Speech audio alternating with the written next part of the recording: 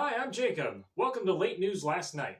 Now, here are some headlines from June 2024. Last week at a rally in Nevada, former President Trump tried to win over voters by rambling about electric boats. So I said, let me ask you a question. And he said, nobody ever asked this question. And it must be because of MIT, my relationship to MIT. Very smart. He goes, I say, what would happen if the boat sank from its weight and you're in the boat and you have this tremendously powerful battery and the battery's now underwater and there's a shark that's approximately 10 yards over there? Do I get electrocuted? If the boat is sinking, water goes over the battery, the boat is sinking. Do I stay on top of the boat and get electrocuted? Or do I jump over by the shark and not get electrocuted? Because I will tell you, he didn't know the answer. He said, you know, nobody's ever asked me that question. I said, I think it's a good question. I think there's a lot of electric current coming through that water. But you know what I'd do if there was a shark or you get electrocuted? I'll take electrocution every single time. You chose electrocution rather than sharks? Didn't we as humanity decide that capital punishment by electric chair was so painful and heinous that we stopped doing it? We know people who have survived shark attacks and are living full lives. Nobody sees a zombified person from an electric chair pouring you a coffee at your local Starbucks.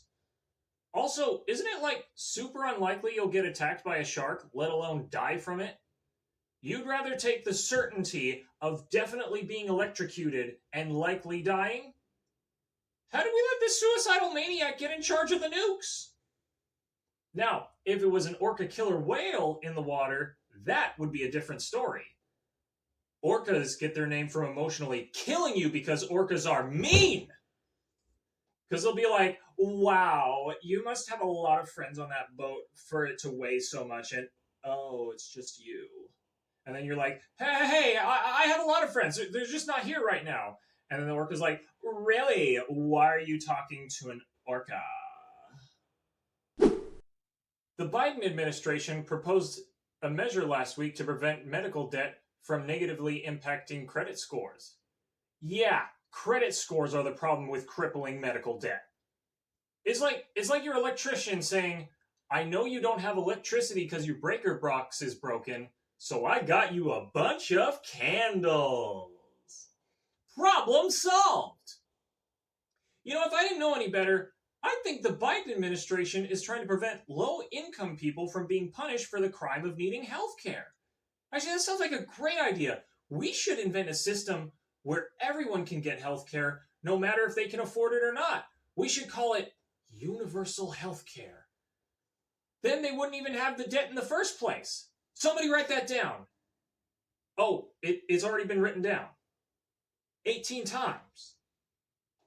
Every other major country on Earth? The nation of Cyprus, too. Last week, Hunter Biden was convicted on 3 felony charges for lying on a mandatory gun purchase form by saying he was not illegally using or addicted to drugs. In response, Fair and Balanced Fox News had this to say about it. There is something that is very wrong here. We have gone over a cliff in America.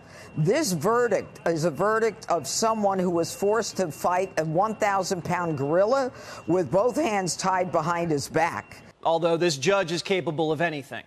This was never about the law. And it's all bull today as well. None of the hype amounted to anything. None of it proved anything. Sorry, guys. That's the wrong clip package. That was from Trump's trial. It's been a long day. You know how it is. Here's what they really said. Now, for years, the Bidens have been able to escape any legal accountability for their sleazy, corrupt conduct. But today, their luck ran out. At least Hunter's did. That's a drop in the bucket. And of course, the Biden boosters in the media tried to use today's gun verdict to counter any notion that the justice system under Joe Biden is unfairly targeting Donald Trump. Well, it gave me a little boost of confidence in the American legal system, although they still have a lot of work to do to win me back. It's a straightforward case. The evidence is clear. The evidence here is so overwhelming, it's almost pathetic that the defense is arguing what it's arguing. Even if Hunter Biden was 5 years dead, they would still find a way to blame him for their coffee being too hot. A rare 7-foot fish was found last week on the Oregon coast, and because it was 7 feet, the NBA drafted it, and Stephen A. Smith is already criticizing it for using weed. I'm sorry, guys. I know weed is legal in the NBA, but that was the most relevant joke I knew about basketball. Sorry. Justice Alito's wife was recorded in a secret conversation about her flag controversy.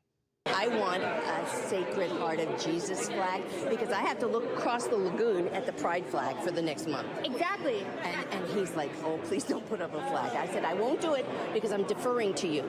But when you are free of this nonsense, I'm putting it up and I'm going to send them a message every day. Maybe every week I'll be changing the flags. There'll be all kinds. I made a flag in my head. This is how I satisfy myself. What the hell do these flags have on them?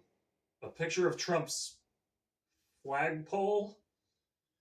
All hail the flag Trump really wants to grope. These comments are heinous, but maybe Justice Alito should step down so he can please his wife. A man from Arizona was thwarted in his effort to do a shooting at a rap concert. Apparently, the plan was to start a race war. A race war? I'm sorry, my guy, but you're too late. If you wanted to start a race war, you should have gone back to the 1960s. Also, what we already kind of had a race war in the 1800s. Come up with something more original, like a war between people who like the cookie part better than the stuff. You're a monster, Jenna. Everyone knows the stuff is better. Vladimir Putin offered a truce in the Ukraine war if Ukraine gives up territory occupied by Russia and drops its bid to join NATO. That's like your bully at school who beats you up and steals your lunch money, then is like, truce. Don't tell the principal. Of course, Ukraine isn't backing down, which means a wedgie is in their near future. Trump visited the Capitol for the first time since January 6th, and his political fan club seemed a little too enthusiastic.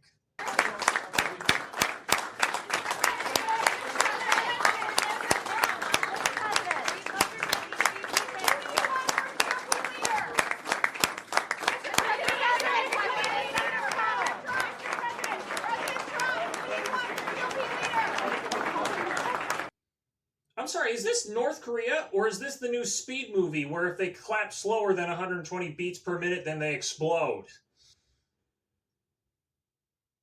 The U.S. Surgeon General called for warning labels to be put on social media platforms.